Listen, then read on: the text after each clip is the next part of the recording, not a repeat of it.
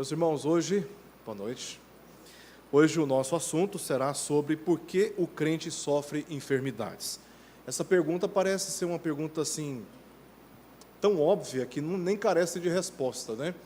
Mas esta pergunta, ela envolve uma questão que vem perturbando a fé de muitos crentes e por isso nós estaremos tratando aqui desta questão.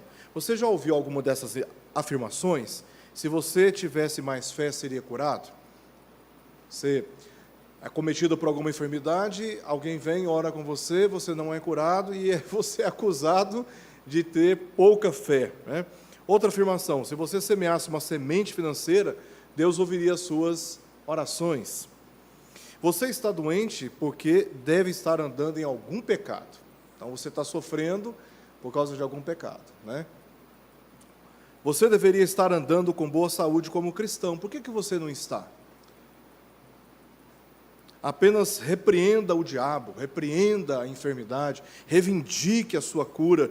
Não é a vontade de Deus que você fique doente. Essas afirmações, elas são mais comuns do que a gente pode imaginar. E elas são feitas causando, geralmente, muito transtorno à fé de muitos cristãos. Essas afirmações são conhecidas pelos adeptos da teologia da prosperidade.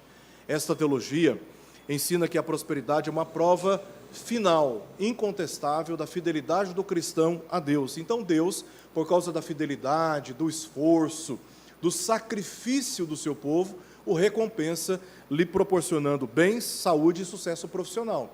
Então, se você é uma pessoa pobre, você é pobre porque você não está andando de acordo com a vontade de Deus. É o que vão dizer os adeptos da teologia da prosperidade. Em tese, essa teologia, ela ensina que a relação com Deus se baseia numa troca de favores. O homem satisfaz o interesse de Deus e Deus, por sua vez, então, satisfaz o interesse do homem. Tá? Então, tudo depende da ação do homem. Dependendo da ação do homem, ele poderá prosperar na sua saúde, particularmente aqui voltando a nossa atenção para o tema de hoje, ou não. Então, tudo depende de como o homem vai lidar com Deus. Tá? E Deus apenas vai reagir à ação do homem. Não existe aqui conceito de misericórdia, de graça, apenas de mérito. Você se esforça, você se sacrifica, e então Deus te recompensa. Ao pautar a vida cristã por essas ambições meramente terrenas, essa teologia nega se relacionar com Deus por amor. Então, Deus me abençoando ou não me abençoando, eu continuarei buscando, adorando e servindo ao Senhor. Então, essa teologia, ela desestimula, essa teologia, ela enfraquece o genuíno interesse de se relacionar com Deus simplesmente por amá-lo. Simplesmente por amá-lo. Essa teologia também, ela centraliza a satisfação humana. Tudo tem a ver com o interesse humano. Tudo é organizado em torno do interesse, da ambição, do desejo humano. Tá? Então, é uma teologia que descentraliza Deus e coloca o homem no centro. Deus é apenas um coadjuvante.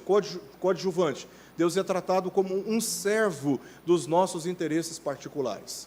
Então, Deus, entre aspas, ele é manipulável, tá? Pelas boas ações dos homens e pela obediência e pela suposta fidelidade do homem ao Senhor. Então, Deus, ele não tem outra alternativa senão recompensar o homem pelos seus próprios esforços. Essa teologia também enfraquece a esperança da vida eterna, porque ela estimula a pessoa a construir um império de benesses na terra. Ora, se você está se sentindo tão bem aqui, tão confortável, se você tem aqui na terra prosperidade de financeira, prosperidade na saúde, você tem prosperidade material, você tem liberdade para satisfazer todos os desejos do seu coração, o que acontece? Você não espera pela vida eterna, você mantém a sua expectativa, o seu foco e a sua esperança apenas na vida terrena.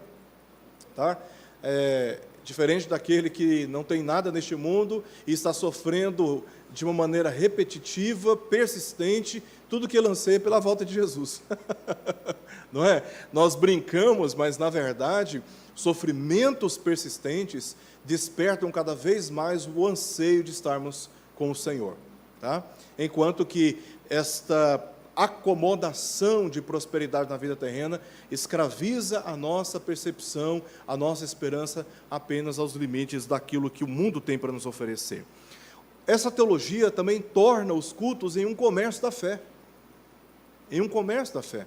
Já que tudo gira em torno de dar para receber de Deus, o culto ele é todo organizado nesta perspectiva de fazer sacrifícios, de pagar promessas e fazer coisas que Deus se agrada, a fim de que Deus, então, recompense a igreja por tantos esforços.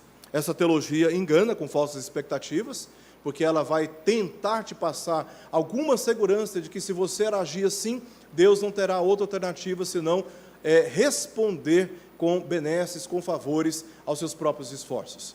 Então, essa teologia, ela cria uma falsa expectativa, porque Deus ele não pode ser manipulado pelo esforço humano. Deus ele não age com base no esforço humano. Deus sempre age com base na sua santidade, na sua justiça. Deus ele tem um compromisso com o seu próprio caráter, com o seu projeto eterno, com os seus próprios decretos. E o homem, ele é apenas uma criatura, obra das suas mãos, que está sujeita à sua soberana vontade. E Deus, ele governa soberanamente sobre tudo e sobre todos. Então, fazer promessas que Deus não fez, gerar expectativas que a palavra de Deus não gera em nós, apenas induz as pessoas a produzir expectativas que certamente serão frustradas. E geralmente, quando as pessoas se frustram com essas falsas expectativas, propagadas por falsos mestres, falsos pregadores, por mercenários dentro da igreja, por charlatões, essas pessoas elas não direcionam suas frustrações apenas para aqueles que geraram falsas expectativas. Em geral, as pessoas elas se decepcionam com Deus e causam grandes transtornos na vida das pessoas porque foram enganadas. Essa teologia também despreza o ensino da palavra de Deus, porque ela não se fundamenta na palavra de Deus. Geralmente, a teologia da prosperidade ela é pregada muito com base em experiências e também em especulações sobre o futuro. Se você fizer isto, invariavelmente o seu futuro será este. Tiago vai dizer, quanto a essas especulações arrogantes, que ao invés de pensar assim e ter esse tipo de expectativa, deveriam dizer: se o Senhor quiser, então faremos isto ou aquilo. Por quê? Porque não é a nossa vontade que governa o nosso futuro. É a vontade de Deus que governa o nosso futuro. Então, essa teologia não é uma teologia baseada na verdade. Não é baseada nos fatos bíblicos. Não é uma teologia que se sustenta no testemunho e na palavra de Deus. É uma teologia que se baseia muito em experiências particulares. Alguém que recebeu uma herança, ou alguém que teve, realmente foi bem-sucedido na sua vida profissional, e aí começa a associar aquilo como um benefício do seu mérito de andar nos caminhos de Deus. Só não conseguem explicar como Jesus, sendo rico, se fez pobre, né? Em todos os sentidos. Ele, como disse aos discípulos, não tinha onde reclinar a cabeça. Até os pássaros e as raposas estavam em condições melhores do que ele. E como o próprio texto de Isaías profetizou, quase 700, um pouco mais de 700 anos antes, Deus o fez enfermar. E ele foi tratado como desprezível pelos seus algozes e insultado naquela cruz, naquele madeiro. Até as vestes de Jesus foram retiradas dele. Eles atacaram a sua dignidade. Eles atacaram a sua filiação com o Pai. Se você é filho de Deus, salva. Salvou a tantos, por que não salva você mesmo? Insultando a sua divindade. Jesus não tinha nada. Antes mesmo de nascer, a mãe, aquela que o gerou, não encontrou lugar para dar luz a Jesus. Nem lugar para nascer com dignidade Jesus encontrou. Jesus foi, em certo sentido, muito pobre entre os judeus, muito pobre. Mas a teologia da prosperidade faz vista grossa de todos esses fatos, de todos os outros personagens bíblicos que foram muito pobres, que padeceram, foram perseguidos, perderam tudo, inclusive suas próprias vidas, para defender algo que a Bíblia não defende. Essa teologia, ela despreza o ensino das Escrituras e não merece a nossa confiança. Portanto, não edifica, é incoerente e perversa, causa de inúmeros problemas, como, por exemplo, pessoas vão dizer: orei esperando pela cura, mas ainda estou enfermo. Não tenho fé suficiente e estou sofrendo por ser um incrédulo. Então, se a pessoa é convencida de que ela não foi curada porque lhe faltou fé, a pessoa entra numa crise existencial na sua vida cristã, questionando até mesmo se ela é uma pessoa crente ou não. Outros podem dizer: aprendi que se eu fizer uma doação financeira vultosa, uma doação vultosa financeiramente falando, serei curado. Como ainda não fui, será que devo pagar mais? Será que devo dar mais? E as pessoas vão dando, achando que podem comprar o favor de Deus, achando que podem barganhar com Deus, achando que podem pressionar Deus com a sua prata. Ele que é o dono de todas as riquezas, como diz o Salmo 24. Né? Então, essa teologia, ela causa muita confusão na vida das pessoas, que colocam em xeque a sua relação com Deus. Outros podem dizer: pedi ao Senhor que perdoasse todos os meus pecados. Talvez Ele não me perdoou. Talvez Deus não me perdoou. E por isso que eu não estou curado. Colocando em dúvida o quê? A obra expiatória do Senhor Jesus Cristo e a segurança da sua própria salvação. Outros podem dizer, quando convencidos por essa heresia, por essa teologia da prosperidade, me disseram que se eu fosse um cristão bom o suficiente, estaria 100% saudável o tempo todo e caminharia com saúde. Talvez eu nem seja salvo. Quantas pessoas estão colocando em dúvida a sua própria segurança espiritual, porque não se sentem beneficiadas por Deus à luz dessa teologia? Outros podem dizer: fui ensinado que não é vontade de Deus que eu esteja doente. Então, se eu estou doente, será que é porque eu estou ainda em estado de rebelião contra Deus? São dúvidas inquietantes, perturbadoras, que promovem insegurança na relação do crente com o Senhor. Como um pai não suporta ver seus filhos doentes, Deus me ama por me permitir ficar doente? Aqui coloca em dúvida o amor de Deus, né? Por que Deus permitiu que isso acontecesse comigo? Por que Deus está permitindo que eu passe por essa prova? Será que Deus realmente me ama? Geralmente essa teologia causa exatamente esse tipo de questionamento na presença do Senhor. Aqui nós veremos, irmãos, 3 questões muito importantes dentro dessa matéria, e eu chamo a atenção dos irmãos. Primeiramente, nós vamos ver os casos de pessoas enfermas na Bíblia. Também a origem das enfermidades na Bíblia. Não é apenas uma única origem, existem variantes de uma origem, tá? Que estão por trás das enfermidades. E na Bíblia, Deus é um Deus que cura. Nós vamos terminar verificando aqui exatamente esse testemunho da Escritura de que Deus tem poder sobre as enfermidades, e Ele sim é apresentado nas Escrituras como Deus que tem poder sobre todas as enfermidades. Primeiramente, os casos de pessoas doentes na Bíblia. Alguns exemplos. Primeiro exemplo de Eliseu, lá em 2 Reis, capítulo 13, verso 14, nós lemos: estando Eliseu padecendo da enfermidade de que havia de morrer, Jeoás, rei de Israel, desceu a visitá-lo, chorou sobre ele. Então era um estado assim, não tinha mais o que fazer, basta antecipar o luto, chorar sobre ele. E quem foi Eliseu? Foi um profeta do Senhor, um homem de Deus, consagrado ao Senhor, mas ele padeceu uma grave enfermidade, dela morreu. Exemplo de Epafrodito, Filipenses 2, 25 a 27, diz o texto: meu irmão, cooperador e companheiro de lutas. Esse é o testemunho que Paulo dá a respeito dele. Meu irmão, irmão de fé, alguém que tinha a mesma fé que o apóstolo Paulo, cooperador e companheiro de lutas.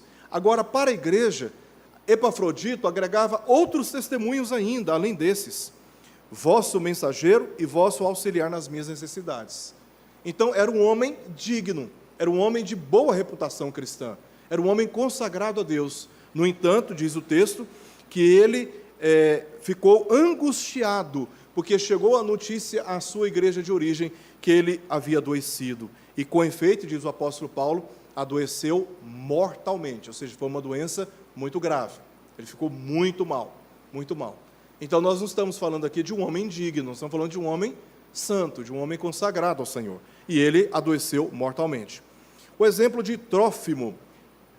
Trófimo foi um éfeso, que acompanhou o apóstolo Paulo em algumas das suas viagens. 2 Timóteo 4,20, nós lemos: Erasto ficou em Corinto, quanto a Trófimo, deixei-o doente em Mileto. Talvez pela trajetória que tinham que fazer, Trófimo não conseguiria acompanhar mais o apóstolo Paulo, e ele ficou em Mileto, uma cidade próxima da cidade de Éfeso, sua cidade de origem.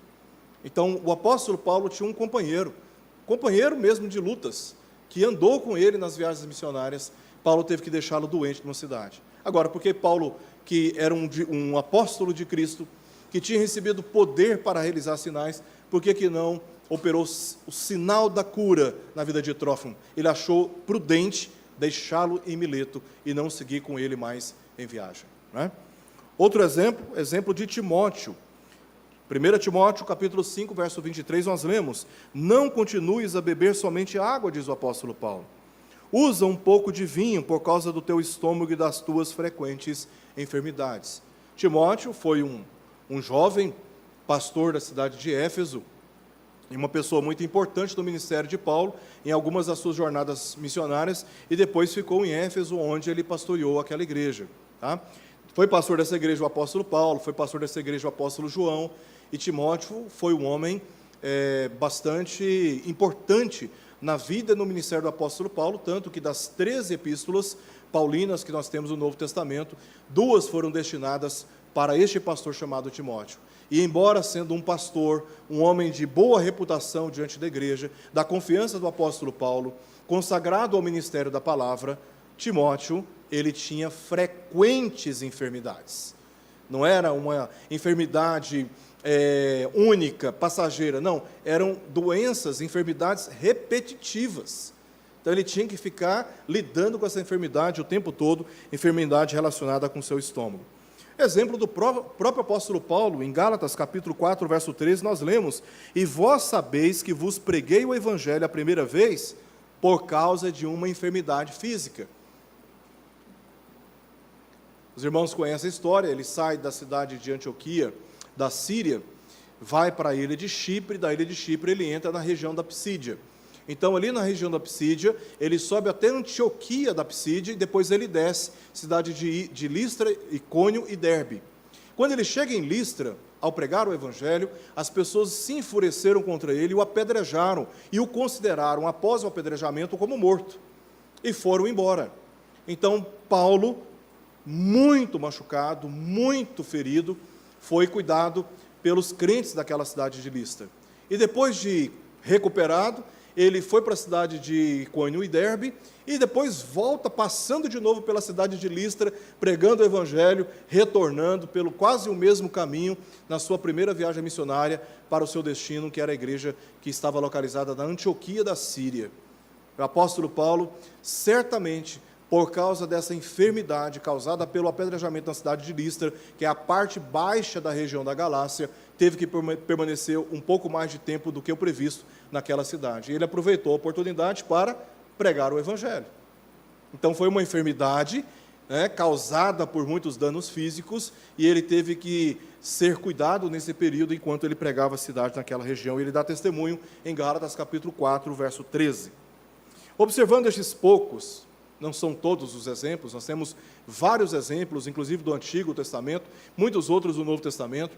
Então, observando esses exemplos que nós temos na Bíblia, afirmar a possibilidade de um crente ficar doente não se trata de falta de fé, de maldição ou por pecado, mas por uma razão de coerência bíblica. Então, o crente ficar doente, sim, é totalmente possível.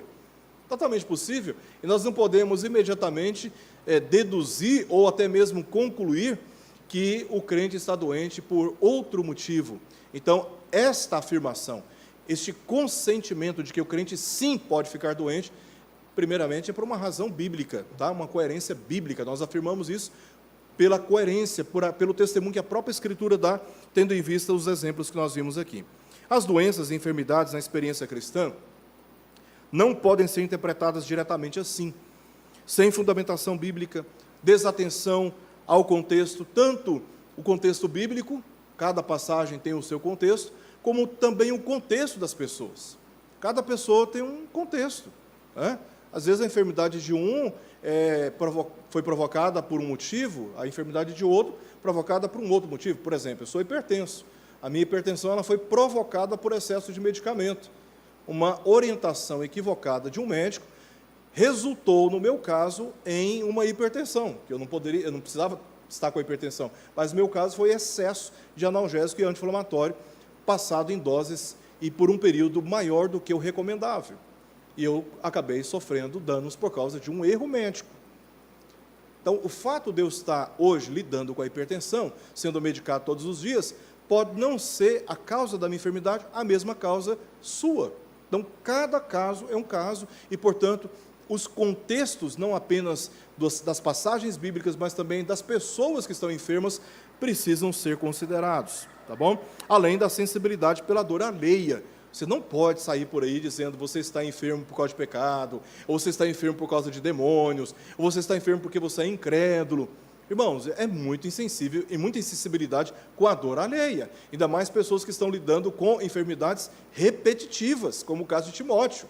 Você chega e faz uma afirmação dessa, a pessoa já está fragilizada pela doença, pela enfermidade, e você ainda faz um ataque desse colocando em xeque a fé dela, a confiança dela no Senhor. Então, é muita insensibilidade com a dor alheia, isso não se faz. Admitir o contrário disso seria admitir a hipocrisia religiosa. Eu não fico doente, eu sou crente, né? Eu fui chamado para ser cabeça, não cauda. Ora, isso é muita hipocrisia, porque todos nós adoecemos. Talvez alguns conseguem se esconder, né? Como uma senhora que ficou muito famosa na década de 80 por propagar a teologia da prosperidade e afirmava em todos os redutos em que ela pregava no Brasil que o crente não fica doente. O dia que ela padeceu por uma forte enfermidade, ela teve que ser levada para o hospital de maneira... Tentaram esconder a internação dela, mas isso veio à tona e aí começaram os questionamentos. Afinal de contas, ela estava em pecado como pregadora, né? Então, é muita hipocrisia, né? É muita hipocrisia você afirmar que o crente não fica doente de jeito nenhum. Pelo contrário, o crente adoece, sim, nós já vimos alguns exemplos aqui, veremos outros. Não vemos as enfermidades como uma experiência a ser desejada. Nós não desejamos as enfermidades e não vemos as enfermidades, independente de qual seja, como algo normal em relação àquilo que Deus estabeleceu no princípio. Mas não deixamos de considerar que podem carregar propósitos bem positivos. E aqui em João 11:4 nós temos o testemunho de Jesus falando que a morte, a enfermidade, melhor dizendo, de Lázaro antes de ter morrido, tá? Porque quando ele foi abordado pelas suas irmãs, as irmãs de Lázaro, Marta e Maria, Jesus apenas disse: calma, a enfermidade dele não é para a morte, mas para a glória de Deus. Ele não tinha morrido ainda. Depois ele morreu, ficou 4 dias sepultado, e Jesus foi lá e o ressuscitou, e todos deram glória a Deus, exatamente como Jesus havia dito. Então, no caso de Lázaro, a sua grave enfermidade, que o levou à morte, o próprio Jesus disse: há um propósito positivo com essa enfermidade, que é glorificar a Deus. Tá? Então, existem propósitos bem positivos. Um deles, pela aflição, Davi aprendeu os decretos de Deus. Se não passasse por aflições, Davi não teria aprendido, no sentido de recordar alguns limites que ele havia esquecido enquanto esteve em pecado. Olha o que ele diz no Salmo 119, verso 71. Foi-me bom ter eu passado pela aflição.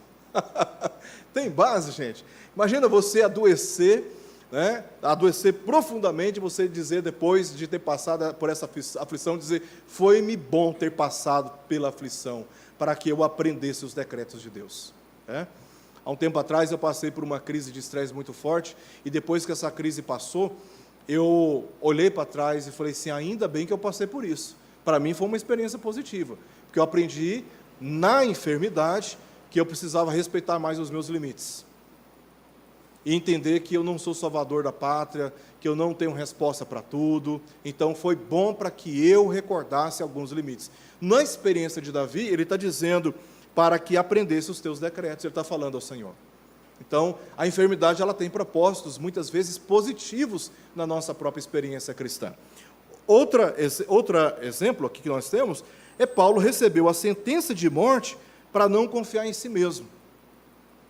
Imagina, ele recebeu uma sentença de morte para não confiar em si mesmo. É ele quem diz isso em 2 Coríntios, capítulo 1, verso 9.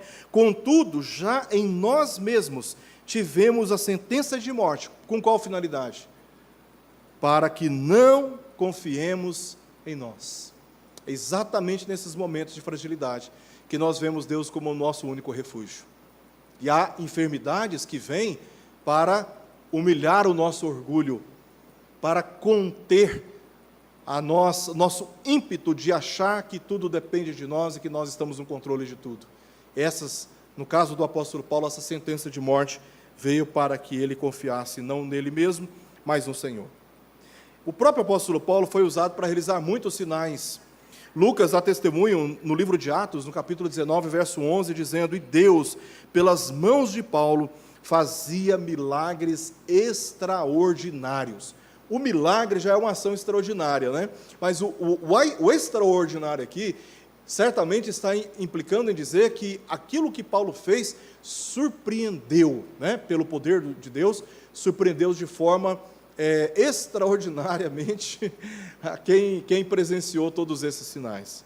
Mas ele mesmo recebeu um espinho na carne para não ensoberbecer. Então, o espinho na carne foi propósito de Deus para mantê-lo dentro de determinados limites na presença do Senhor.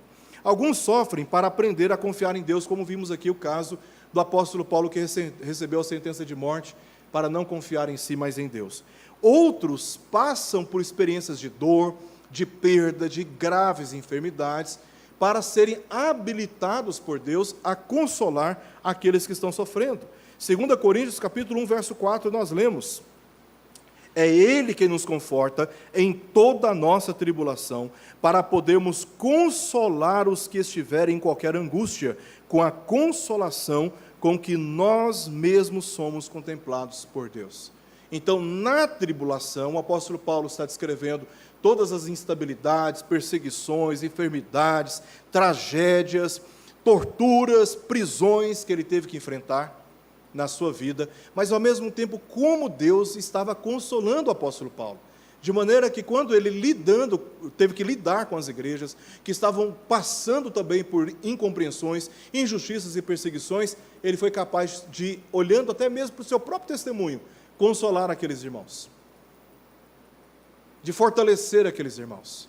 Então, há enfermidades pelas quais nós passamos, que Deus, no seu desígnio, deseja usar para que nós os sirvamos, consolando aqueles que passam também por momentos de aflições. O relato de Hebreus, capítulo 11, versos 32 a 38, prova que a fé honrou muitos homens consagrados, os livrando da morte.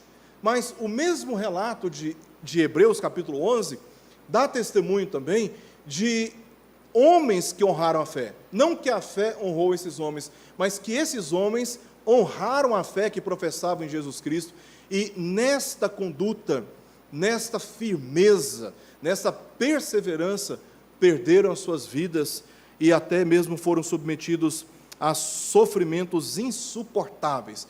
Diz o texto de homens que foram partidos ao meio, mortes terríveis, porque eles tinham uma fé em Jesus Cristo e eles estavam dispostos a morrer por causa dessa fé em Jesus Cristo, para não ter que negá-lo diante dos homens. E esses homens, por causa da fé, padeceram muitos sofrimentos e até foram mortos por causa disso. Tá? E até hoje o testemunho ecoa aos nossos ouvidos pelo Espírito Santo, segundo as sagradas letras que nós temos aqui em Hebreus capítulo 11. Pedro disse que há sofrimento segundo a vontade de Deus. Ele diz isso 2 vezes na sua primeira epístola. Há sofrimentos que nós passamos atendendo à própria vontade de Deus, não porque é causa exclusiva do pecado, da pouca fé ou do diabo, mas simplesmente porque Deus quer que nós passemos por determinados sofrimentos. Tá? Principalmente quando o sofrimento é em decorrência de você falar a verdade, de você agir de uma maneira justa, né, honesta. Então, Pedro, ele diz, olha, se você sofrer assim como um cristão, então glorie-se no nome de Jesus. Veja a vantagem de sofrer porque está sofrendo em nome de Jesus. Então, você está lá sendo chicoteado, né? E ao invés de você ficar urrando, gritando em sofrimento, cada chicote que você dá um glória a Deus e um aleluia, né? Claro que ninguém consegue, né? Mas veja como Paulo e Silas, lá em Filipos, lidaram com o encarceramento e os jugos, né, sobre eles, né, com as mãos e os pés presos dentro de uma cadeia, dentro de uma cela, da sua liberdade privada. Ele e Silas estavam cantando e louvando a Deus dentro da prisão, né? Então, de alguma forma misteriosa, esses homens no passado, por causa da sua fidelidade ao Senhor, foram submetidos a muitos sofrimentos, mas no meio de todos esses sofrimentos, eles não deixaram de glorificar ao Senhor. Isso é uma relação de amor a Deus, não é uma relação baseada em troca, baseada em algum benefício que Deus pode me dar. Tá? Porque se Deus não nos abençoa, Deus deixa de ser interessante.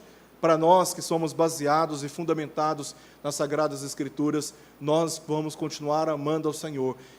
Ele nos abençoando ou não nos abençoando, nós vamos continuar amando o Senhor. Seja enfermidade, seja quando nós não estamos em enfermidades, nós vamos continuar amando o Senhor. Qual é a origem das enfermidades na Bíblia? Segundo ponto, as enfermidades são resultado da queda do homem. Nós temos que ir lá para Gênesis, e lá nós vemos que, ao concluir a criação no sexto dia, diz o texto em Gênesis 1:31, viu Deus tudo quanto fizera, e eis que era muito bom. O que Deus viu satisfez a sua vontade. Ele teve prazer naquilo que ele fez. Era muito bom. Ele, obviamente, não criou as enfermidades nesse cenário para atormentar o homem, mas essas enfermidades surgiram como imperfeições naturais em resposta ao pecado original. O pecado, ele causou uma anormalidade física e emocional no homem. Então, aquilo que Deus fez de forma tão bem ajustada, de forma tão perfeita, o pecado alterou os códigos. O pecado, ele fragilizou a condição humana, e nós vamos ler aí no capítulo 3, verso 16 ao verso 19, como as enfermidades elas se instalaram, tanto emocional ou de natureza espiritual, como também físicas. Começa falando que eles, percebendo que estavam nus, fizeram cintas para si e se protegeram um do outro, né? Eles cobriram sua vergonha. Aí, estou saltando os detalhes, nós não temos tempo para ver tudo isso. Lá no final, Deus diz para ele: você é pó e ao pó você vai retornar. Já não é mais campo emocional apenas, né? Mas existe também uma anormalidade física que agora o homem vai experimentar. Ele vai morrer. Ele morre emocionalmente diante de Deus, ou espiritualmente diante de Deus. Sua relação já não é mais a mesma. A sua relação com a sua mulher e com o seu marido, com o seu esposo, já não era também a mesma. Eles têm a necessidade de se proteger com as vestimentas um do outro por causa da vergonha, e eles também são agora acometidos por vários danos. Em meio às dores, a mulher vai dar à luz, o homem vai obter o sustento da terra, no suor do seu rosto, entre cardos e abrolhos, e ele é pó, e ao pó ele vai retornar, ele vai morrer fisicamente. E tudo isso começa a acontecer a partir da queda do homem. Queda do seu estado de retidão, inclusive física e emocional, para um estado onde agora essa retidão ela já não existe. Aconteceu agora uma anormalidade, houve uma disfunção das relações e também da condição física do homem. A partir do qual, ou seja, do pecado original, 4 fatores podem estar relacionados como causas secundárias. Primeiro, o pecado é um deles. Tá? O pecado é uma causa secundária. Números, capítulo 12, registra Miriam, que foi punida por Deus com lepra por causa da sua rebeldia. Em Deuteronômio, capítulo 28, versos 20 a 22, Deus avisou o seu povo que seria severamente castigado com pestes se cometesse os pecados da desobediência e neles andassem. Também, em 2 Reis, capítulo 5, versos 20 ao verso 27, lemos que Geazi, servo do profeta Eliseu, ficou leproso como resultado da avareza. Era para não ter pego os despojos, ele pegou dos despojos e foi repreendido por Eliseu, e aí a lepra de Naamã agora passa para ele. Tá?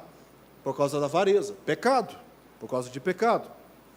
No Salmo 32, verso 3, Davi testemunhou que enquanto ele escondeu os seus pecados, ele adoeceu severamente, ele cometeu pecados, uma sequência de pecados, na verdade, foi um combo de pecados, né? E ele escondeu esse pecado, que foi outro pecado. Ele escondeu no sentido de não ter se arrependido e de não ter confessado. Ele cometeu outro pecado. E aí diz o texto que ele sofreu amargamente, né? Os seus ossos envelheceram. Diz lá no Salmo 32.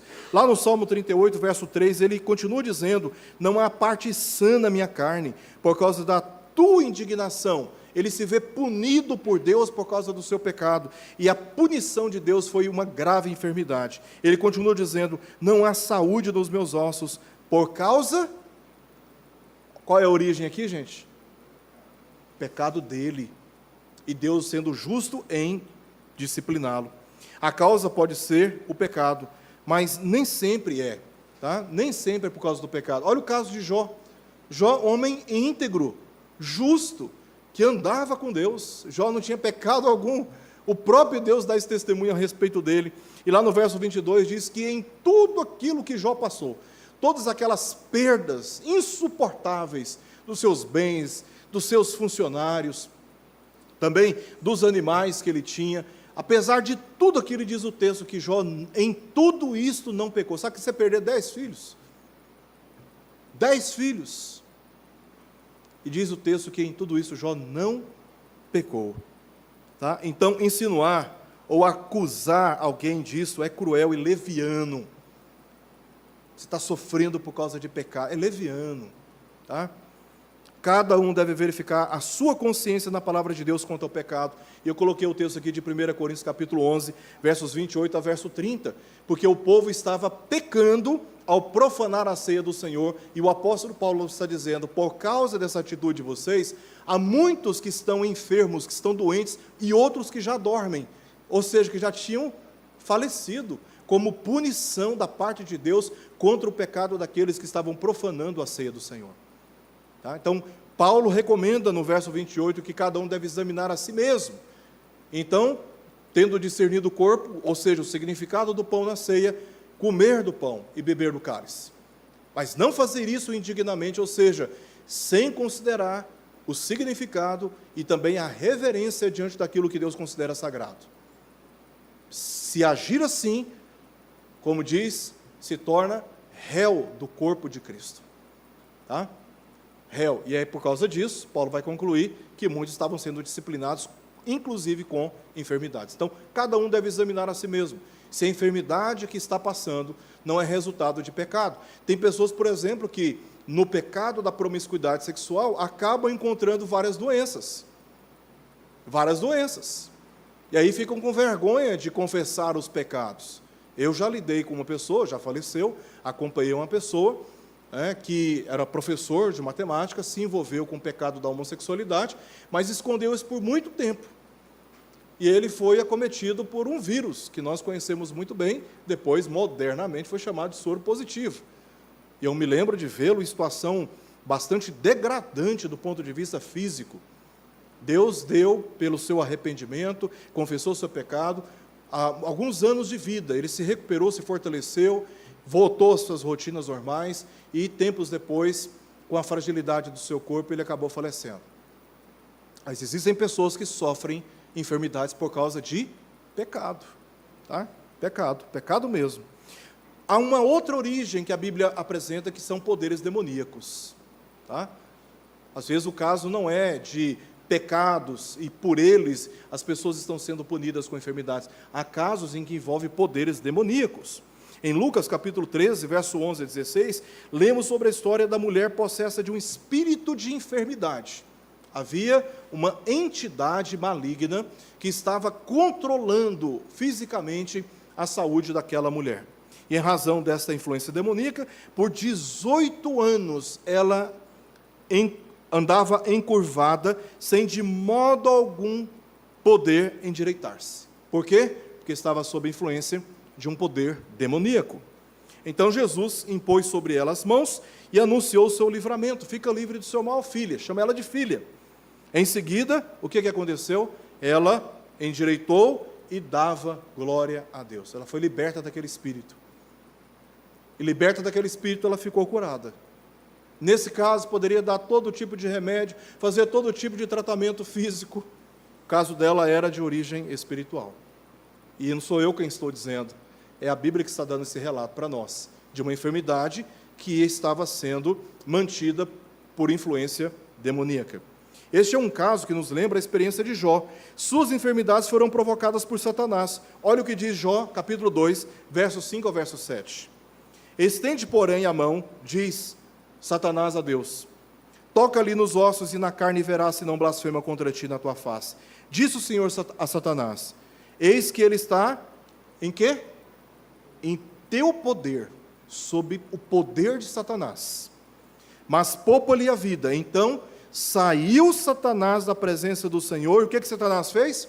Feriu Jó de tumores malignos, desde a planta do pé até o alto da cabeça. Então, a causa daquelas enfermidades tinha uma origem, era uma origem demoníaca. Há casos, como o de Saul, esses textos mostram que um espírito maligno se apossava dele e ele se atormentava por causa dessa influência demoníaca, ele se enchia de ira por causa dessa presença maligna na sua vida, em que a origem da enfermidade é demoníaca. Apocalipse capítulo 6, verso 7 ao verso 8, registra que uma quarta parte da terra há de ser afetada por mortandade, e você poderia traduzir a palavra na língua grega também por pestilência, tá? E esta mortandade seria resultado da atividade deste chamado cavalo amarelo e seu cavaleiro, o qual representou forças militares inimigas naquele antigo período, lá do Antigo Testamento, de onde vêm essas figuras, tá? O profeta Ezequiel fala sobre eles, sobre esses cavalos, o profeta Jeremias fala sobre esses cavaleiros. No livro de Amós também nós encontramos referência a esses cavaleiros que saem, né, com armas como flecha para produzir males. Então é do Antigo Testamento que vem essa imagem dos cavalos e dos cavaleiros. Tá? E aí, o que nós vemos aqui é que, naquele contexto, o profeta estava se referindo a uma promessa de Deus, de que os inimigos das nações vizinhas estariam, então, invadindo as terras de Israel e punindo o povo amando do Senhor. Mas também, no livro de Apocalipse, o significado se refere também a atividades espirituais das trevas por detrás dos eventos humanos. Então, aqueles 4 cavalos e seus cavaleiros representam atividades demoníacas que estarão pautando a história da humanidade até que Jesus venha. E, concomitantemente, essas entidades demoníacas, essas forças das trevas, atuam no mundo, promovendo a falsa religião, cavalo branco e seu cavaleiro, promovendo guerras, desunião entre nações, o cavalo vermelho, se não me engano, o cavalo preto produzindo ou promovendo mortes, muitas mortes, e o cavalo pálido, branco ou amarelo, aí depende da referência, né, da língua grega, permite todas essas traduções, se referindo à morte provocada por pestes, tá? Por pestes. Então, todas essas atividades que estão acontecendo no mundo e se intensificando à medida que Cristo se aproxima, por detrás, no campo espiritual, há uma atividade demoníaca promovendo todos eles.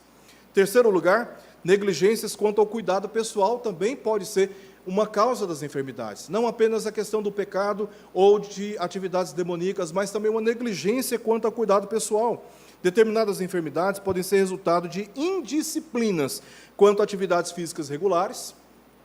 Vários problemas podem surgir, cardíacos, vários problemas podem surgir a partir de negligência em relação ao cuidado com a saúde física, má alimentação, às vezes comendo pouco demais, às vezes comendo demais, às vezes comendo aquilo que não é saudável, uma comida balanceada. Então, negligência em relação à alimentação. Quando a gente come alguma coisa e alguma coisa que nos intoxica, podemos comer alguma coisa que possa provocar alguma intoxicação, podemos comer alguma coisa que vai nos fazer mal, e aí a gente vai ficar com náusea, né? Em alguns casos vamos até dar vômitos, e ter problemas intestinais. Tudo tem a ver também com a alimentação. Às vezes a enfermidade que você está passando não é por causa de pecado, não é por causa de atividade demoníaca, é porque você comeu uma coisa. Você vai num pit dog aqui em Goiânia, os sanduíches são maravilhosos, gostosos demais, eu particularmente gosto.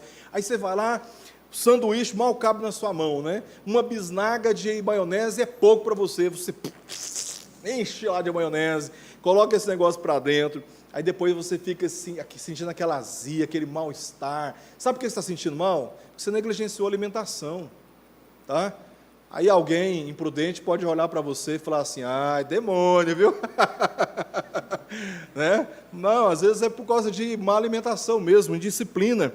O uso de bebidas alcoólicas, né, o abuso da bebida alcoólica, ele causa também muitos danos à saúde, má higiene pessoal, e negligência em relação ao tempo adequado para o descanso. Aí a pessoa entra num quadro, né, de estresse, entra num quadro de ansiedade, e aí começa a somatizar do campo emocional, começa a sofrer danos físicos por causa dessas enfermidades emocionais. E tem pessoas que sofrem também enfermidades por não atender rigorosamente orientações médicas. Tem muitos crentes que espiritualizam o que não é espiritualizável.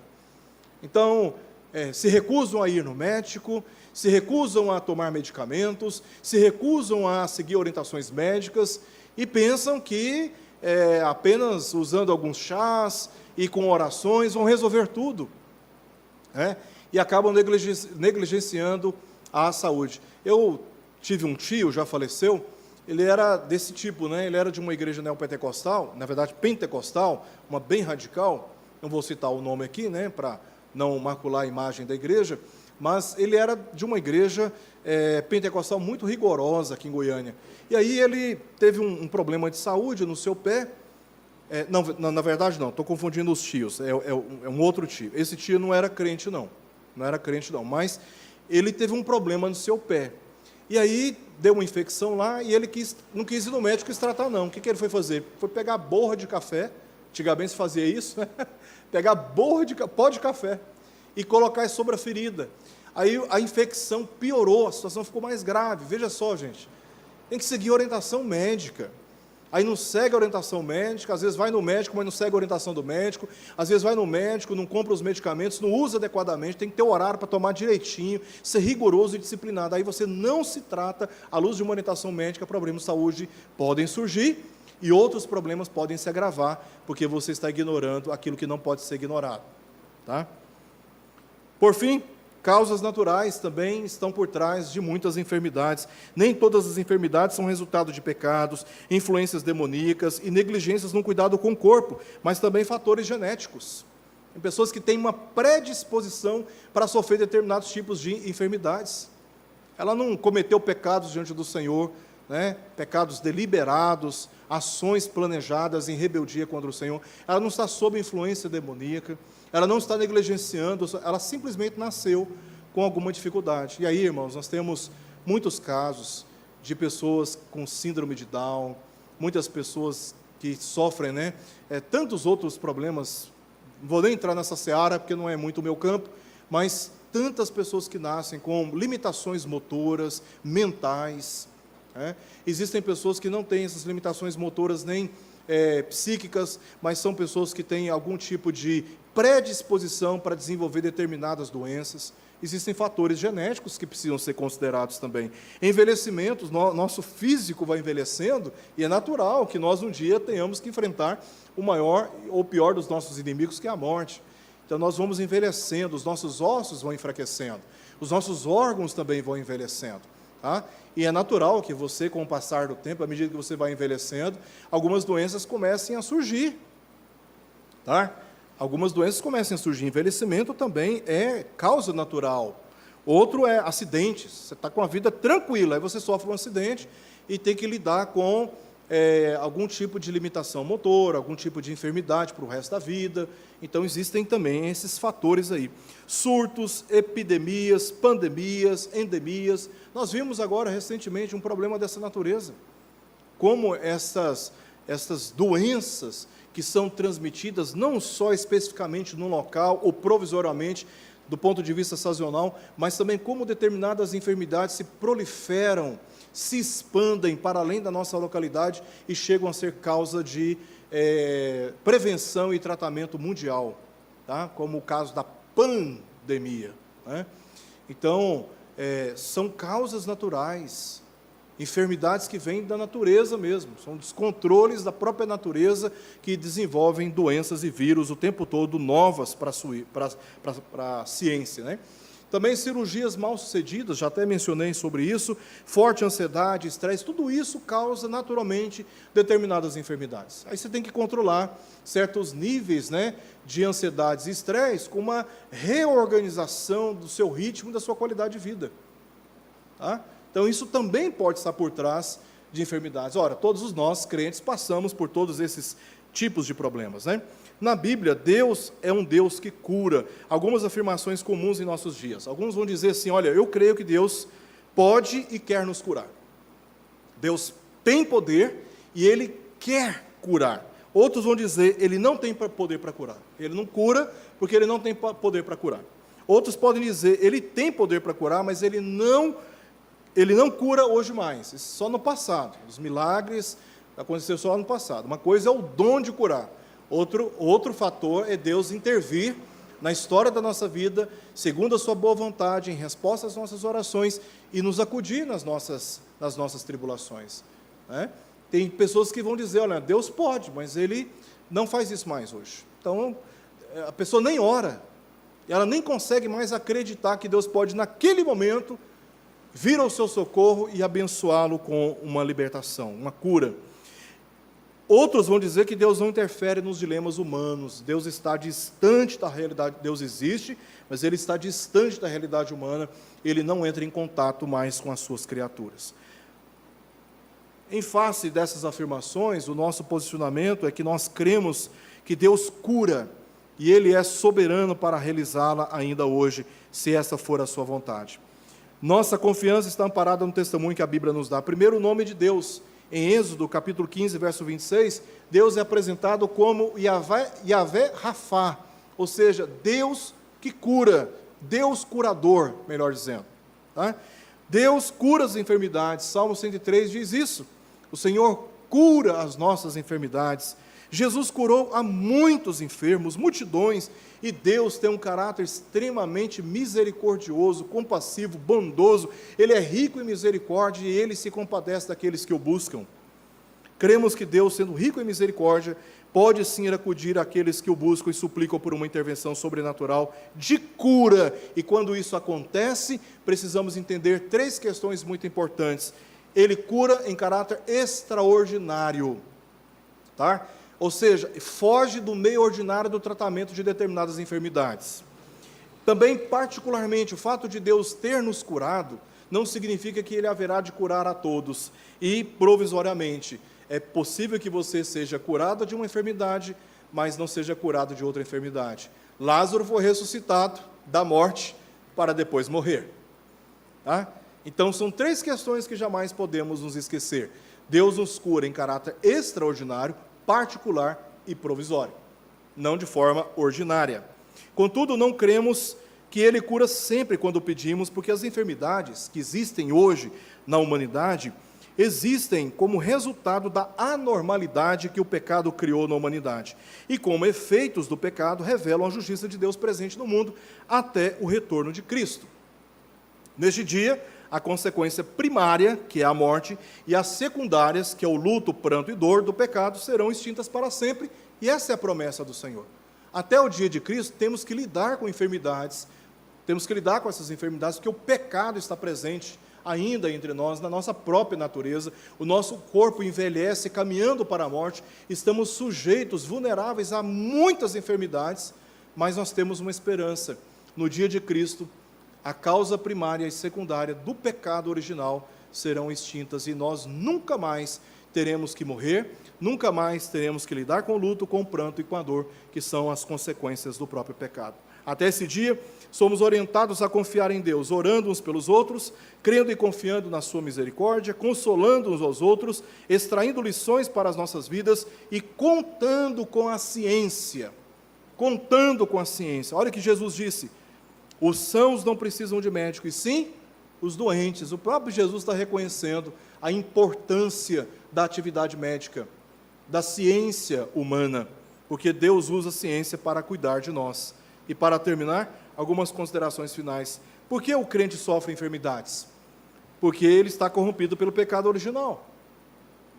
Nós estamos corrompidos por causa do pecado original. Não significa que nós estamos persistentemente andando em pecado de rebelião contra Deus. Significa que a nossa constituição física e espiritual, ela está disfuncionada, desordenada pelo pecado original. Já nascemos com essas deficiências e com essa vulnerabilidade.